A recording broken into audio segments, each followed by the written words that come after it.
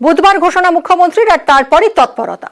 ধর্ষণের সাজা ফাঁসি, এই কঠোর আইন আনতে আগামী সোমবার বসবে বিধানসভার বিশেষ অধিবেশন। মঙ্গলবার পেশ হবে বিল। আমরা চেয়েছিলাম 7 দিনের মধ্যে ফাস্ট ট্র্যাক কোর্টের মধ্যে দিয়ে আমরা ফাঁসি করে দেব। রাজ্যের হাতে পাওয়ার থাকলে আমি 7 দিনে করে দেব। যারা ধর্ষক করবে তাদের একমাত্র শাস্তি ফাঁসি, ফাঁসি, ফাঁসি। এই একটা কাজ করলে মনে রাখবেন সব ঠান্ডা হয়ে যাবে। আমি নেক্সট উইকে অ্যাসেম্বলি কল করব বিধানসভায় স্পিকারকে বলে, এবং আমরা ওয়েস্ট বেঙ্গল অ্যাসেম্বলি থেকে আগামী 10 দিনের মধ্যে ধর্ষকের ফাঁসি চাই এই বিল আমরা পাশ করে রাজ্যপালের কাছে পাঠাবো। আমি জানি রাজার পট রাজাবাবু কিছু করবে না, না করলে মেয়েরা মনে রাখবেন রাজভবনে গিয়ে বসে থাকবে ঘন্টার পর ঘন্টা। এই বিল সই করতে হবে, রাষ্ট্রপতির কাছে পাঠিয়ে দিয়ে দায়িত্ব সারলে হবে না। বুধবার তৃণমূল ছাত্র পরিষদের প্রতিষ্ঠা দিবসের অনুষ্ঠান থেকে এই ঘোষণা করেন মমতা বন্দ্যোপাধ্যায়। তারপরেই তৎপরতা শুরু। আগামী সোমবার থেকে বসছে বিধানসভা, 2 দিনের বিশেষ অধিবেশন। মঙ্গলবার পেশ হবে বিল। ধর্ষণে ফাঁসির দাবিতে বিল পেশ করা হবে। আইন পরিষদীয় মন্ত্রী, আমি কালকেই ফাইল তুলে দিয়েছি, চলে গেছে স্পিকারের কাছে। সোমবার দিন আর মঙ্গলবার দিন আপাতত এই 2 দিন রাখা আছে। এরপর বিলটা পাস হবে। বিলটা পাস হয়ে রাজ্যপালের কাছে যাবে, রাজ্যপাল কনসেন্ট দিলে আইন হয়ে গেল। রাজ্যপাল কনসেন্ট না দিলে এখন অন্য কথা ভাবা যাবে। বিরোধীরা বলতে শুরু করেছিল বিধানসভায় বিশেষ অধিবেশন ডাকার জন্য রাজ্যপালের অনুমতির প্রয়োজন হবে, কিন্তু পরিষদীয় দপ্তরের দাবি গত 5ই আগস্ট অধিবেশন অনির্দিষ্টকালের জন্য মুলতুবি করা হয়েছিল। ফলে বিধানসভার বিশেষ অধিবেশন ডাকতে রাজ্যপালের অনুমতির প্রয়োজন নেই। ধর্ষণ বিরোধী কঠোর আইন চেয়ে কেন্দ্রের উপরেও চাপ বাড়াচ্ছে তৃণমূল। বুধবারই মোদী সরকারকে নিয়ে সময়সীমা বেঁধে সুর চড়ান অভিষেক বন্দ্যোপাধ্যায়। তারা বলছে দাবি 1, দফা 1 মুখ্যমন্ত্রীর পদত্যাগ। আমি বলি দাবি 1, দফা 1 ধর্ষণ বিরোধী আইন যদি আগামী 3-4 মাসের মধ্যে ভারতবর্ষের কেন্দ্রের সরকার প্রণয়ন না করে, তাহলে দিল্লিতে বৃহত্তর আন্দোলন তৃণমূল কংগ্রেস গড়বে। আমরা কেন্দ্রকে দলগতভাবে চিঠি লিখব। আমাদের রাজ্যের মুখ্যমন্ত্রী ইতিমধ্যেই চিঠি লিখেছে। কেন্দ্রের সরকার যদি এই আইন না আনে, তাহলে প্রাইভেট মেম্বার বিলের মাধ্যমে আমি এই আইন মুভ করব দিল্লির সাংসদ। নিউজ 18 বাংলা। আরজি করে চিকিৎসককে ধর্ষণ, খুন, এই ইস্যুকে হাতিয়ার করে পথে নেমেছে বিজেপি। আক্রমণ করছে তৃণমূলকে, আর এর জবাব দিতে এবার পথে নামছে তৃণমূলও। মমতা বন্দ্যোপাধ্যায়ের নির্দেশ মতো ব্লকে ব্লকে তারা প্রচার করবে। প্রচারে তুলে ধরা হবে মহিলাদের জন্য তৃণমূল সরকার কি কি করেছে। নিশানা করা হবে বিজেপিকেও। আমি ছাত্রছাত্রী সমাজকে বলবো, আপনারা আগামী শুক্রবার কলেজের গেটে গেটে ফাঁসির দাবিতে, আন্দোলনের দাবিতে ছাত্রছাত্রীরা আন্দোলন করবেন। আমি আমাদের ব্লক প্রেসিডেন্টদের বলবো, সাথে ছাত্র যুব মহিলারাও থাকবে। শনিবার দিন সব ব্লকে ব্লকে মিছিল হবে, মানে 31শে আগস্ট ধর্ণা হবে, মিছিল করে ধর্ণা হবে। শনিবার হাফ ছুটি, তাই বেলা 2টো থেকে 6টা পর্যন্ত ধর্ণা হবে, মিছিল হবে সব ব্লকে। বুধবার দলনেত্রীর নির্দেশ, বৃহস্পতিবার তৃণমূল কর্মীদের কাছে পাঠানো হলো দলীয় নির্দেশিকা। আরজি করে মহিলা চিকিৎসককে ধর্ষণ, খুন নিয়ে তোলপাড় গোটা দেশ। রাজ্যের বিভিন্ন প্রান্তে এখনো চলছে প্রতিবাদ। এই ইস্যুকে হাতিয়ার করে তৃণমূল সরকারের বিরুদ্ধে সুর চড়াচ্ছে বিরোধীরা, যার জবাব দিতে এবার পথে নামছে তৃণমূল।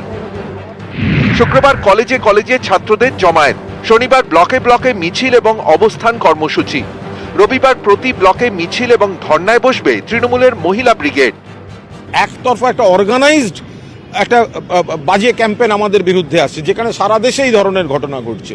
তো সেই সময় আমি আমার সাধ্যমতো বা আমরা কয়েকজন আমরা সাধ্যমতো চেষ্টা করেছি। ন্যায় বিচারটা দেওয়ার দায়িত্ব এখন সিবিআই এর, তাই বলে যা ইচ্ছা বলে যাওয়া হবে, সারা ভারতের দিকে কেউ তাকাবে না।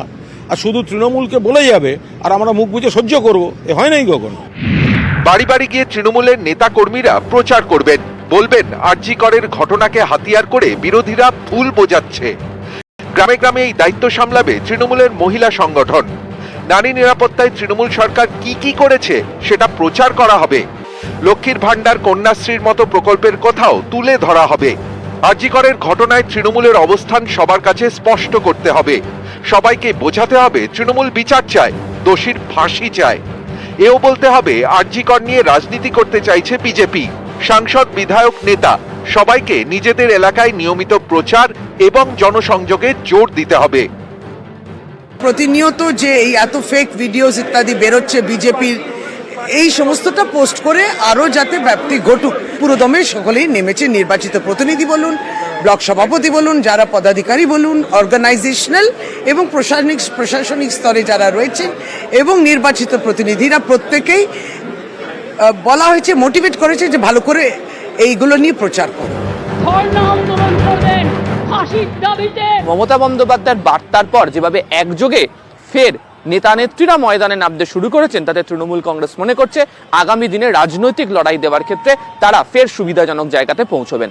ক্যামেরায় কুণাল চৌধুরীর সাথে আবির ঘোষাল, নিউজ 18 বাংলা, কলকাতা। রাষ্ট্রপতি পুরস্কার প্রাপ্ত শিক্ষক চাকরি থেকে অবসর নিয়েছেন 15 বছর আগে, কিন্তু পড়ানো থেকে নয়, এখনো নিয়ম করে স্কুলে যান, ক্লাস নেন, কিন্তু কোনো পারিশ্রমিক নেন না। পথ দেখাচ্ছেন বর্ধমানের কোমলপুর প্রাইমারি স্কুলের প্রাক্তন প্রধান শিক্ষক শেখ ইদবক্স।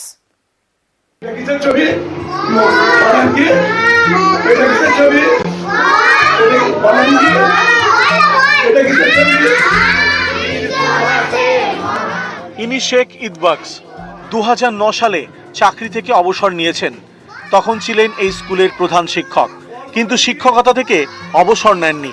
আজও নিয়ম করে স্কুলে পৌঁছন, ক্লাস নেন।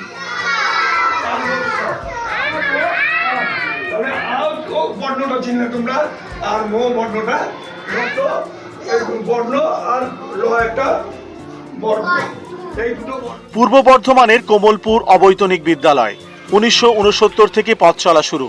এখন পড়ুয়া 111 জন, শিক্ষক 5 জন। 1971 সালে এই স্কুলের প্রধান শিক্ষকের দায়িত্ব পান শেখ ইদবক্স। শিক্ষাক্ষেত্রে নানা কাজের জন্য 2008 সালে রাষ্ট্রপতি পুরস্কার পান। পরের বছর জানুয়ারি মাসে অবসর নেন, কিন্তু স্কুলের প্রতি ভালোবাসাকে সরাতে পারেননি। তাই নতুন ইনিংস শুরু। ফের স্কুলে যাওয়া শুরু করেন, একেবারে নিয়ম মেনে ক্লাস করান, কিন্তু কোনো পারিশ্রমিক নেন না। পড়াতে ভালো লাগে তাই পড়ান। অবসরের পরেও এভাবে পথ দেখাচ্ছেন বছর 75-এর ইদবক্স।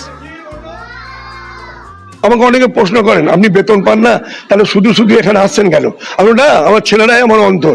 আমার এই ছেলেদের যদি একটু পড়াতে পারি, একটু শিখাতে পারি, একটু মূল্যবোধের শিক্ষা শিক্ষিত করে যদি তাদেরকে সুনাগরিক করে তুলতে পারি, এটাই আমার জীবনের সবচেয়ে বড় প্রাপ্তি বলে আমি মনে করি। সেই জন্য আমি বিদ্যালয়ে আছি এবং বিদ্যালয়ে ছেলেদের মধ্যে থাকি।